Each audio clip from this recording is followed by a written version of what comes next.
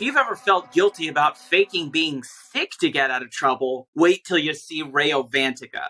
Welcome to Southpaw Deep Space Nine. We're the show where every week I take my dear friend and your friend too, Sam, on a journey into Star Trek fandom as we watch every episode of Star Trek Deep Space Nine and break down the different messages and political ideas, both implicit and explicit. I'm Angel Marti, your other host, and today we're dealing with The Passenger. Sam, are you excited to get into this episode? Yeah, there's a lot of stuff going on, and I think for new listeners, I think the best way to think about it is like the play-by-play and color commentary that you're used to from sports to what we like to compare to a lot, pro wrestling, because I feel like there's a certain campiness to all of Trek. It's very big. Yeah, it seems appropriate to analyze it and talk about it like we were pro wrestling commentators sometimes, by the play-by-play and color. That spaceship has an engine. That crew all has families. I guess sometimes I'm a little bit more Mike Tenay in that I'm just like, hey, I know words. I always appreciated Mike Tenay for that aspect. Hey, he's underrated. All right, so this is a season 1, episode 8. We're in one of those moments where the Netflix and Paramount Plus episode order is in sync, but just for reference, we always go by the Netflix episode order because Sam, for some reason, won't let me just give him my Paramount Plus login. But now we open on The Passenger. Bashir and Kira are on a runabout, headed back to Deep Space Nine from just having finished a mission. I, seeing this scene, had to conjecture that Bashir had exhausted all of his horniness on the ride to the mission, because on this trip back, his switch is instead set to just being a braggart. He's just talking about how good of a job he did reviving somebody that Kira thought was dead. I'm starting to think that Bashir likes to play fuck, marry, kill with all of his crewmates, except that he wants to know who will do which of those three to him. So he clearly wants Dax to fuck him, but he wants Kira to murder him because he is trying his best to irritate her, it seems. But before she actually snaps into a Slim Jim called Julian Bashir, they get a distress call from a ship.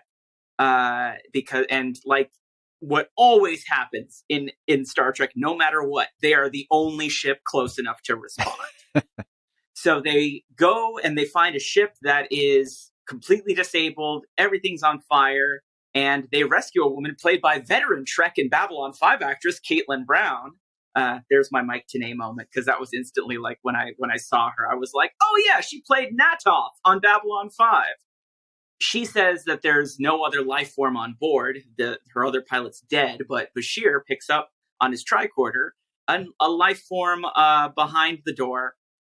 The woman pleads for him not to open it because apparently it's her prisoner that she was transporting who started the fire to escape.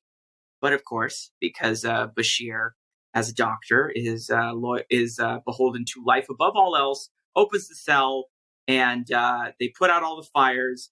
And then when Bashir tries to attend to the man inside the cell, that man seizes upwards, grabs Julian by the throat, and then says, "Make me live," before dying. This is how all of Dick Cheney's doctor's appointments start.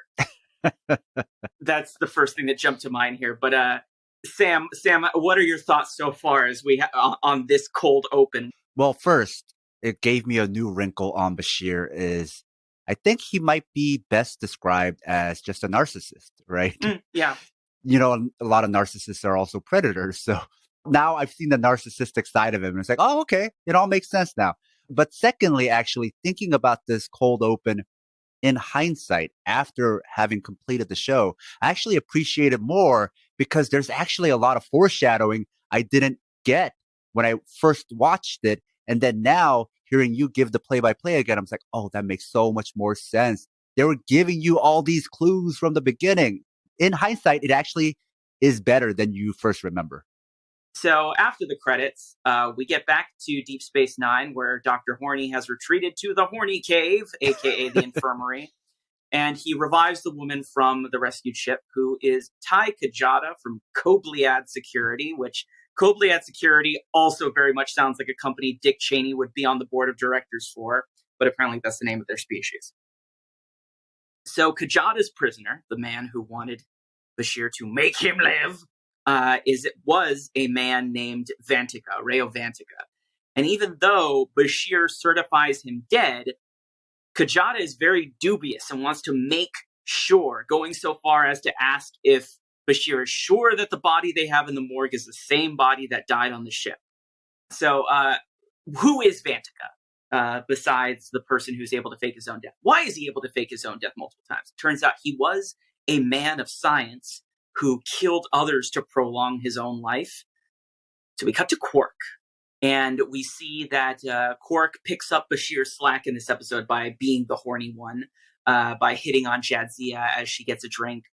And so Jadzia walks off, and I find this sort of like, Quark and Odo are very much like the Rosencrantz and Guildenstern of Deep Space Nine, because they have this sort of like Beauty and the Beast style, "There's really something odd about that girl" kind of side banter, which I like that, because Odo, this is a scene where it's like they comment on Jadzia, but then they use it to comment on themselves, because Odo notices that Jadzia likes to spend most of her time alone, and he very much relates to that.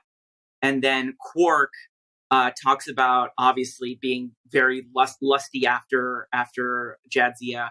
Odo saying that you must be deluding yourself to think that you have a chance with her. And Quark basically says, like, yeah, but it's fun to delude yourself, and it's fun to, like, have wants for things. And there's this nice sort of summing up of one of the fundamental conflicts between Odo and Quark is that Quark just finds joy in just desiring things, whereas Odo, having very little substance to his life and very few material needs, doesn't understand the joy of desire. Two morally questionable characters, how they relate to each other. I think this is why the Rosencrantz and Guildenstern comparison is apt. And so it's almost like these are the kind of funny, interesting conversations they might have, but also showing you how, like, you could have two different sides to being not evil, but let's say bad, right? You can have one who is so much law and order that they become fascist. And then you have the other side who's all about appeasing their appetite. And that is what they consider freedom, which also can lead to fascism, right? So it's showing you how they're very similar and may even come to the same conclusions, but from two different ways. Yes, pure id versus pure superego. And I think this is actually why a lot of fascists and chuds and white nationalists don't see themselves as Nazis, or even like post things about, hey, you're being the Nazi, not me. Because you would think, why wouldn't you want to embrace being a Nazi? Because basically you are a neo-Nazi, but to them, Nazi is like this other thing, this law and order version, whereas they don't like that. They come to the same conclusion of white supremacy, but from this kind of like more chaotic way, more about primal wants and might is right, and just do it in a disorderly way. Right. Like it's like they are both basically using Jadzia as just an object with which to sort of claim their different moral high grounds, whereas like Odo sort of like is using, sort of doing like the Frollo from Hunchback of Notre Dame. I'm on a Disney kick today, but like, talking about how, like, well, he's pure because he feels nothing about Jadzia. But then Quark is like, no, I am good for just wanting something that I know I can't have. But now we get to sort of the B plot here, which is Odo, while talking to Quark, drops a hint that he's being extra watchful of him because there is a Duridium shipment coming into the station. What is Duridium? Who cares? It sounds important. And there's this wonderful line where Odo says, "I'm watching you, Quark." And Quark immediately goes, "And I'm watching you, Jadzia." But not all is great in Goo Cop Town, because it turns out there's a new cop who's not the Goo Cop. There's Lieutenant George Primmin from Starfleet Security, who comes over to Odo as he leaves the bar and starts questioning how Odo handling his business, because he's just basically mouthing off about this high security shipment to the de facto head of the black market on the station. Now, the thing about Primmin that really sort of catches me very strongly, and Sam, I don't know if you got the same thing from him, but like he seems to have this like weirdly like Southern fried biscuits and gravy type accent. Like it's not like all the way Southern, but there's definitely some attempt to make him seem like sort of rural American. But now we have this other conflict, which is now there's apparently some other Starfleet person in charge of security here. What's going to happen with that? So in ops, Bashir starts to brief Kira, Sisko, and Dax about the situation, about Vantika, but he is reassuring them that he is super duper dead. That they analyze the corpse and it's not a clone, it's not some kind of facsimile. But here we learn, though, that Vantika and the Duridium are connected. So I thought that was cool, that like they sort of tease that it might be a B plot, but it's like, no, it's connected to the A plot. So it turns out that the Duridium is a chemical that can help stabilize the cellular structure of the Kobliad species, of which both Vantika and Kajata are members of, and it can prolong their lifespan. And of course, like any life-saving drug, it's a scarce resource, and many Kobliad have gone through, we're told that they have gone through underground tactics to attain it, like driving across the border into Space Canada. A note to our loyal listeners: if you love the Southpaw Project, please support us and help us get paid for our labor, by financially supporting us on Patreon. This will give you access to exclusive bonus content, as well as our private chat group on Discord. Show your Southpaw solidarity by supporting us at patreon.com/southpawpod. Yeah, Vantika, to me then, it seems like these tech bros obsessed with living forever. And, this probably came out before that really became a thing, but I think they're pulling from the same source. Like there were already people like that. And so these tech bros today are still part of that continuum of usually rich white weirdos that goes way back to like aristocrats and kings who want to live forever. I was going to say like 93, that's like the first wave of like Silicon Valley, like, the rise of like Bill Gates and, Microsoft and Apple and stuff. And I would say that definitely the Silicon Valley tech bro had like become a thing by this time. And transhumanism was already a thing by this point. Yep.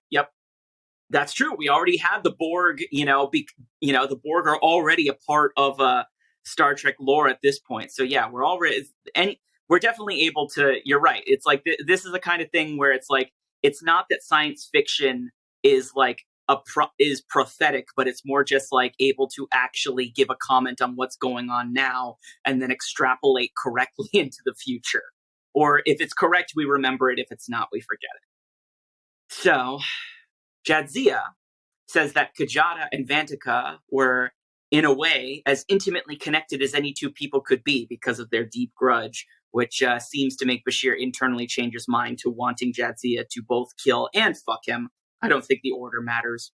But Primmin, our Southern fried new sheriff in town, I don't know. I gotta just figure out if the actor actually talks like that now. I'm like, I gotta like find interviews or something, because I'm just like, why did I project this entire creative intent onto just what could be a dude's voice?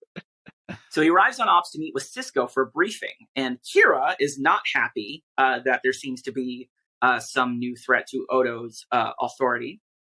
But however, Sisko is immediately falls into this great like tough but fair police chief role and tells Primmin that basically he does have to accept and abide by Odo's tactics and authorities, but he assigns him to basically be Odo's partner and work with him to question Kajata and figure out this whole situation with Vantika.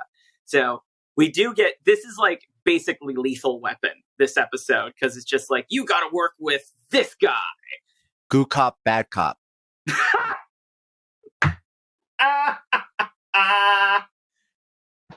Sam, I'm rubbing off on you and I love it. You know, I was surprised that you hadn't already made that joke by now. You know what? Sometimes I need to leave space for other people to do the good work. You were so fixated on that accent. You missed the most obvious joke.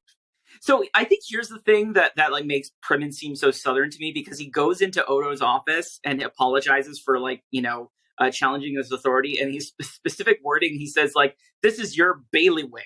Like, what are you from 1852? Like I expected him to just spit a giant wad of tobacco into a spittoon across the room and make it a big ding, like Yosemite. Nobody says that now in 2022, bailiwick. I mean, I guess I like to think that anytime somebody says like some kind of like archaic English word in Star Trek, it just means that like every like few decades and centuries, there is just always like a sort of neo-hipsterism that fetishizes what is the distant past to them, but like not so distant to us. So it's just like, maybe this guy is part of some weird like hipster aesthetic that just like fetishizes the 1950s for some reason. You might also be reading into the fact that Star Trek not only is based off of like the genre of sea captain stories and movies and stuff, but also Westerns, right? So you could be reading it as like a different sheriff or, whatever, a ranger showing up and messing with the local sheriff's thing, right? Yeah, true. So Primin and Odo make nice. Odo says there's no hard feelings because, he is incapable of having feelings or being hard. So they go to look at the security plans for the shipment. But, oh no, somebody's hacked into Deep Space Nine's computer system and purged everything in active memory. Kajata shows up on Ops and says that Vantika did the exact same thing before on Rigel 7. So is he alive, or is there an accomplice, a Vanticomplice, doing this as a copycat, a Vanticopycat? I'm not proud of myself for these puns, but I still enjoy them. This is the cue that Kajata takes to insist that Vantika is absolutely alive and on the station, because she also knew that this was his plan before he supposedly died, that he was going to do something to hack into the system and disrupt the system when the shipment came in, so he could get it for himself. So all of the crew members get to doing their techie things, and they find out that he was able to backtrack his program, was able to backtrack its way into the main computer systems through a secondary system, which Dax figures out was the temperature control. There was an unauthorized access to a temperature control panel, and so that must have been where the invasive computer program made its way in. But so they figure out where the access came, and so then Goo Cop and Space Barney Miller have a slight face-off to who gets to call it in. I think they should kiss to diffuse the tension, but that doesn't happen, unfortunately. So they go off to investigate. So Kajata reveals that Vantika was a high-security prison doctor who experimented on prisoners and raided other labs for research records, and this is all in the way to extend his own life. So there's a bit of a Joseph Mengele thing here. But again, credit to just like the fact that the writers never make the characters behave like they don't live in a Star Trek world, because Sisko is incredulous for a little bit, but then knowing that weirder shit has happened, like he just accepts. He tells the crew, everyone operate under the assumption that Vantika is alive, which again, like, I don't know, like Sam, do you ever like watch things and just like get annoyed with how like the characters, especially if it's like a fantasy thing where like, the unbelievable or like the fantastic, literally according to the word, fantastic stuff has happened before, but the characters still are just like, I don't know, that sounds weird to me. Oh, yeah, yeah. I did notice that. It didn't take much convincing. We already have, a cop made out of Jello. We already have, a wormhole outside of our station. We've already had somebody murder his own clone. I don't need that much convincing that some, megalomaniac scientist, found a way to avoid death and revive himself. So before they go any farther, Odo pulls Cisco into his office and then threatens to quit because of Primin. He just is like throwing a little shit fit because he wants to be the sole authority. Odo, in fact, like while he's sort of venting to Cisco about his displeasure with the situation, takes issue even with the fact that his title is constable instead of like chief or something. And he says, I do not need anyone's affection. What I need is clear jurisdiction or I'm out. I like doing my Odo impression. And then Cisco responds by saying that he likes Odo because he always knows where he stands, which is like, it feels like every like buddy cop convention has like been hit by this point. There's the, I don't like this new partner. This guy is reckless. And then there's the chief going like, you got spunk, kid. So we again, we revisit the fact that Deep Space Nine is under the, joint jurisdiction. It is a Bajoran station, but Starfleet sort of having has these supervisory functions. And so Primin is there to have like jurisdiction over Starfleet interests, and Odo is always in charge of Bajoran interests, but in any joint operations that involve both Starfleet and Bajoran interests, Odo takes charge, which placates him. And I think this is how I read Primin.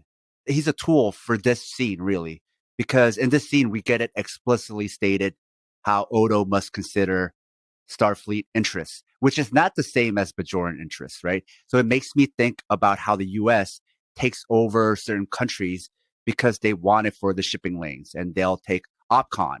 That means operational authority. So Primin is coming in kind of in that role of OPCON, right? And so to a lot of countries, they don't know what they're signing up for, or maybe they didn't even get a choice, but this is what the US does. And so in this scene, Starfleet is very much acting like the US. And since Star Trek treats space like the sea anyway, and when I say Star Trek, I mean like the writers and the canon, then stations are important for space shipping lanes. So I think that's something that... Yeah, the wormhole. That is reinforced in this episode and in this scene, why shipping lanes are so important for the Empire, whether it's Starfleet or the US Empire. Yeah, I started to think about like how, this is kind of like how a lot of the posts you've made about, Syngman Rhee's presidency, as the first presidency of South Korea, as he was basically just sort of installed there by American interest and subordinated to American interests. Mm-hmm.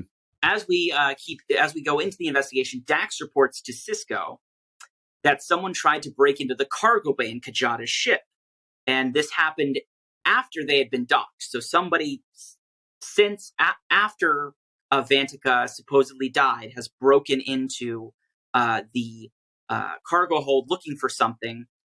She thinks it was probably looking for this computer chip that she had decided to pick up herself, upon which is a map of the humanoid brain. And I had a little bit of a nerd, sort of like, actually kind of thing with this. It's like the only bit of laziness that I think I will take to issue with the writers is that they present the idea of a universal humanoid brain, which in the very last episode, when we're talking about trills, it was pretty clear that like trill brains operate differently from, say, a Terran's brain, or, a Klingon's brain, or whatever.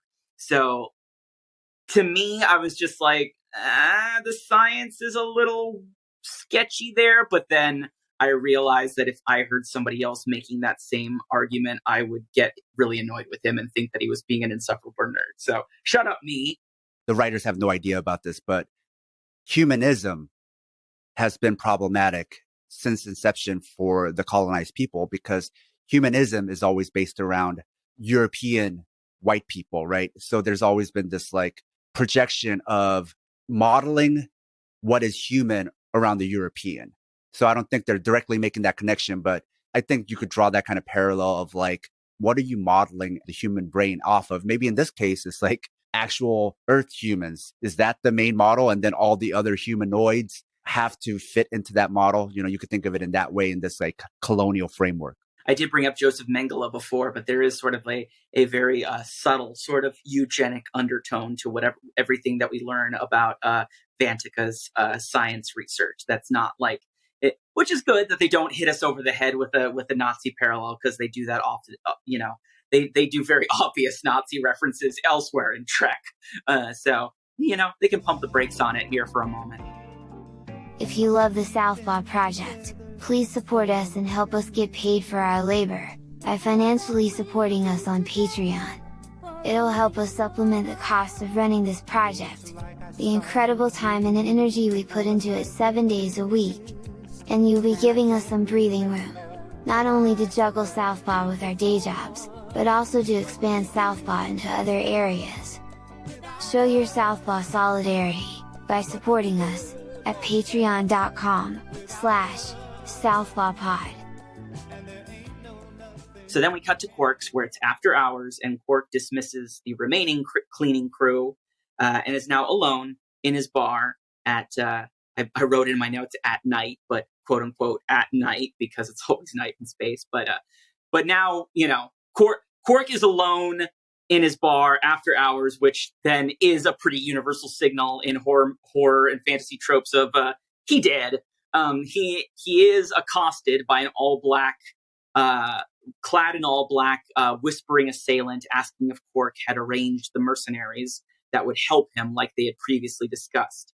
So it's very obvious that this is Vantika, with his face very, very luckily concealed both from the audience and from Quark. Quark says he was told that Vantika was dead, and Vantika says that he was, but not anymore. He got better. So Kajada, despite having all of this empirical proof that this is the corpse of the person who was Rayo Vantika, she's not satisfied, suspecting that they must have overlooked something. And so Bashir then consults with Dax, who then proposes that perhaps there is some method of transferring the consciousness from one brain into another brain at use. But now the question is, whose brain is he hiding in? Yeah, so this scene relates back to the Dax episode where we discussed personhood and copying and symbiotic relationships. So I like how it stays consistent in that way, and it builds off of that previous episode. But just like I said in our discussion of the Dax episode, it's not life extension in the case of copying, right? When you copy, it's not really extending the life of the original thing. It means the original still dies and you copied a file of yourself somewhere else. Basically, if you really think about it, the whole quest for immortality is pointless because the original thing will never be immortal. It'll just be like you living on through memes.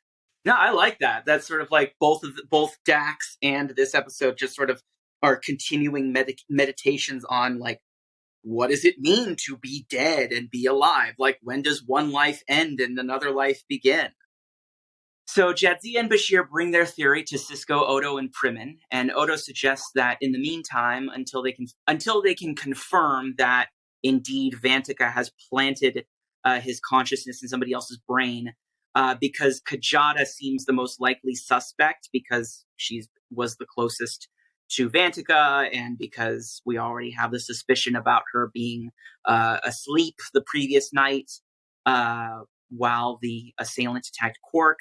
They have to leave Kajada out of their security plans. And Odo has a fun little power trip moment where he says that Primin's like, how do we tell her? And Odo says, they don't even need to tell her because she'll figure it out and come to him herself. And of course, the next scene is Kajada complaining to Odo about the fact that she's now that she's unable to access the computer files about the security plans. But we then cut to Quark again after hours, where he is talking to the mercenaries that he has hired, briefing them on the job they're going to do for Vantika involving the Duridium shipment. So Kajata decides to take a little bit of the case in her own hands, and she spies on Quark the following night, quote unquote, as he is indeed talking to the mercenaries that he's hired to do this job for Kajata. But then, in the middle of that, she gets pushed off of the balcony she's spying from, and then falls 2 stories, and then has to be taken to sickbay. So everybody's pretty sure that it was Vantika who pushed her. I mean, everybody's sure about that because she says it as she's barely conscious. So while Kajata is recovering, Sisko finds Dax in the morgue digging stuff from under Vantika's fingernails, because Dax suggests that maybe because there weren't any hyposprays or needles found on the ship where he was being transported, maybe he could have had something that could scratch some kind of specially coded cells into somebody's flesh that would carry, the codes of his personality and his bioelectric energy and transmit that into somebody else. And sure enough, under a microscope, she finds that there's like a tiny electrical generator in the gunk under his nails. So now they at least know what the mechanism was, so they know how to look for whatever the trace of Kajata is in another person if they have any suspicions. So Kira's doing a last-minute security check in the docking bay before the Duridium shows up. Odo arrives and asks where Primin is. But then Kira says she thought he was with Odo. So now, oh no! Is Primin possibly Vantika? We'll find out, because then we cut to Quark walking down a corridor with the mercenaries from before, and they seem to be about to meet their employer. So during the scene is when you really see who the mercenaries are, and then you get to see how they're dressed. And it made me think about not just them, but a general theme in DS9 so far. Because with this specific example of the mercenaries, they look very Eastern. And I don't mean East Asia per se, but just west of Europe, what they used to call the Orient. So I think people nowadays don't realize that the Orient, or even the term Oriental, wasn't actually initially for people like me, like Koreans or Japanese. It was actually for people just west of what they called the Occident, west of Europe. So looking at their wardrobe, it seemed very much inspired by that. And that made me think about the Silk Road and the ports along the Silk Road, which fits into this whole shipping lanes and cargo thing that we have going on. And even the tropes of exotic danger and bandits, I think is very much like, almost has that type of Indiana Jones aspect to it. I feel like a lot of American science fiction does fall into this trap of, like, anytime they want to design an alien race and make them seem like properly exotic, they're inevitably going to, like, make them seem like more Middle Eastern or more Asian. They're Orientalists. Yeah. I mean, you can see it from the very beginning, in the original series, the first, notoriously, the first appearance of the Klingons. The script of the episode just says they look Asiatic. And so yeah, I mean, that's definitely a fair cop. So as these possibly Middle Eastern looking mercenaries, these hussars are walking to the ship, the door to the ship opens and they find it's Bashir. Bashir's been the one who's been possessed by Vantika, which means now his internal switch has 3 positions: creep, braggart, and murderer. So that at least adds a dimension there. But Dax, looking for Bashir for another reason, goes to the infirmary only to find he's left his comm badge behind to avoid being tracked, which is like, the first season of Deep Space Nine really likes that using that device. So Primin, turns out he wasn't doing bad guy things. He actually said that he was borrowing from Odo's playbook, and realizing Vantika's MO would be to attack computer systems by entering from another less important system, he did a diagnostic on some of the secondary backups and found a glitch that he was able to track to a waste reclamation terminal. And he found another hacking device, which would have similarly shut down the computer system again. So Odo seems to like that. Not only did Primin do his job, but framed it in a way that stroked Odo's ego. So finally, the Duridium arrives at the station, and our heroes are going to do a Statue of Liberty play where they send a very visible security detail to one docking bay, but then send the ship to another. But as they think that that's going to do it, Bashantika shows up in a stolen runabout and goes straight for the ship. And at the same time, Dax shows up to Ops and reports that Julian is missing. So Cisco is able to put two and two together, and they all figure out that Vantika has stolen the good, horny doctor's body.